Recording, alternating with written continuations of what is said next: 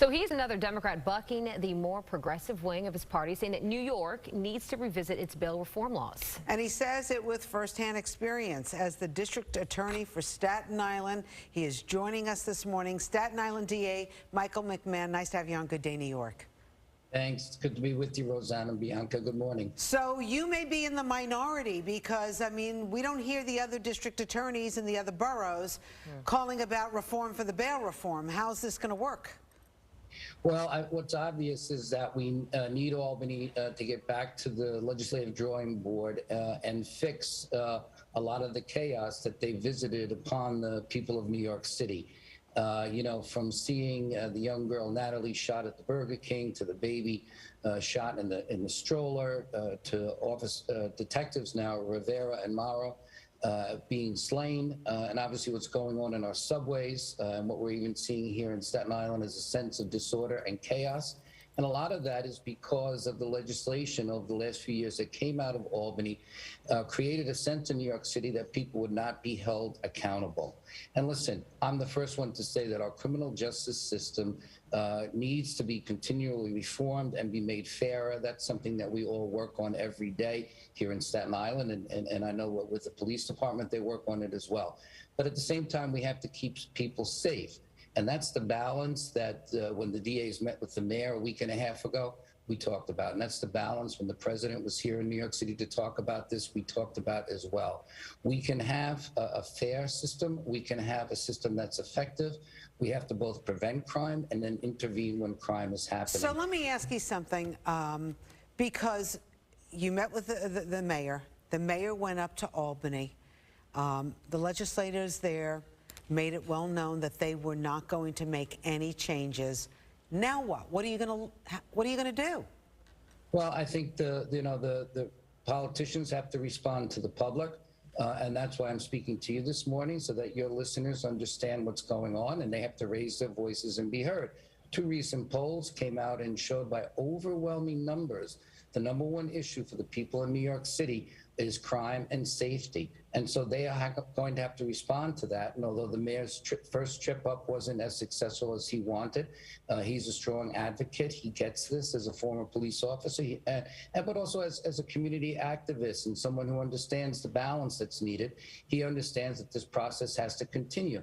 The legislators have to come to the table and admit what they did, made a lot of mistakes, caused a lot of havoc.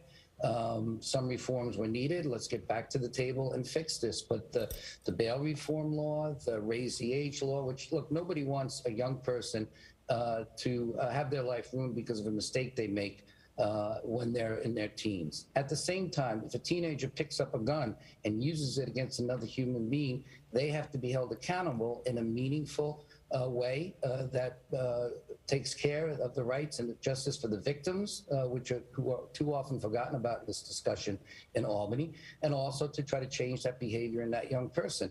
This is not easy, you know, one size fits all. These are complicated issues. You know, it's poverty. But Mr. McMahon, I know you mentioned one of those polls. So I'm looking at one right now, Quinnipiac. Nearly 75% of New York voters believe crime is a very serious problem. So are you saying that this falls on the responsibility of voters who need to probably get out and vote more and vote out the people that are enacting this? Is that where the responsibility lies? You know, responsibility is not the word I would use, because the voters didn't create this mess, if you will, but people that they voted for did, and so they have to hold them accountable. And so the possibilities for change rests with the voters. They're the ones who can hold their elected leaders accountable and make their voices heard. Because listen, our city cannot come back from COVID. Our children, you know, cannot thrive and flourish unless we're safe. Our subways are not safe. Their disorder is the rule of the day, and we have to bring back a sense of safety. And we, the people, have to say to our elected leaders in Albany and at City Hall, we want changes. We want the system to be fair. Yeah. But I just think that maybe it just requires a bit more than tweeting them or talking to your friends about it. It requires you going to the poll and checking a ballot that may be differently than what you've done before. I do want to ask you, though, about the subway safety crime, because we just spoke to Jano Lieber, who is the chair of the MTA, who was kind of saying that the responsibility for that rising crime is due to the pandemic. And we've seen other elected officials say this as well. AOC saying the rising crime is due to the pandemic as well. When do you think elected officials are going to stop blaming the pandemic? Yeah, listen, the pandemic is a factor, but a clear point of change was when the prior administration stopped having the police department with its homeless outreach team stop working. And since then, we've seen a great increase in homelessness and lawlessness because the presence of the police was taken away. The intervention that the police were doing to try to help those who are homeless was taken away. And now you see this mayor trying to bring that back. But the point in time where things got out of control was because of decisions that the prior administration made and the city council made previously, and they're the ones who are responsible. You know, we've got to deal with the pandemic, but you can't blame all this chaos and mayhem and really threat to safety and life on the pandemic alone. It's human behavior. We have to confront it when it's against the norms of our society, help those individuals who we can, and when someone commits a serious crime, hold them accountable. And that's a simple formula that's worked in the past. It's not easy, it's not simple, but it's not complicated. It means that we have to get to work, roll up our sleeves, and those, you know, the ones who are tweeting are the politicians who think that a formulaic approach to this problem can be put into a tweet. No, that's not the case. Those legislators should be having hearings and meetings, roll up their sleeves, understand the problem, work on it, and come up with real solutions that work. But what they're promoting, we see didn't work in Philadelphia, didn't work in San Francisco, doesn't work in Chicago, even Boston to some effect. And what made New York City safe was a practical and fair approach to a problem that can only be dealt with an all-hands-on-deck approach. Gotcha.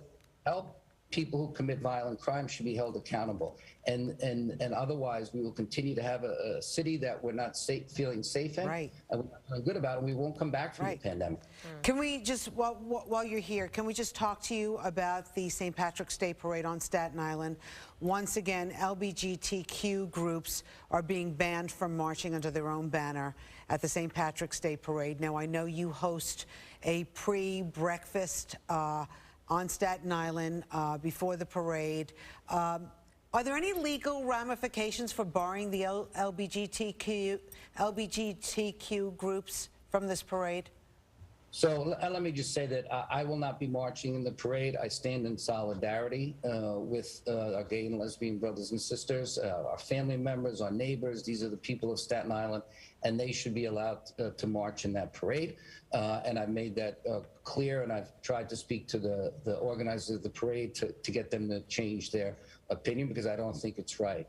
In the past, I know that in other locations, lawsuits were tried, and that's something that could be looked at by the Pride Center here on Staten Island, but I don't think that they were successful in the past. So we have to keep up the pressure. The city has to look at how it supports this parade, and we're going to keep working on this until we get it right. And every Staten Islander, every New Yorker who wants to celebrate the proud heritage of the Irish Americans and their contributions to our community and to our city and country should be able to come together and do that. Thank you. McMahon, I'm sad that this is happening. It's ruining an otherwise great day, but I think that we will get to a point where we resolve this. In the meantime, I will not be marching. Gotcha. Well, thank you so much for coming on. Staten Island District Attorney Michael McMahon, we appreciate your perspective this morning on Good Day. Thanks for having me. Have a great day. You too.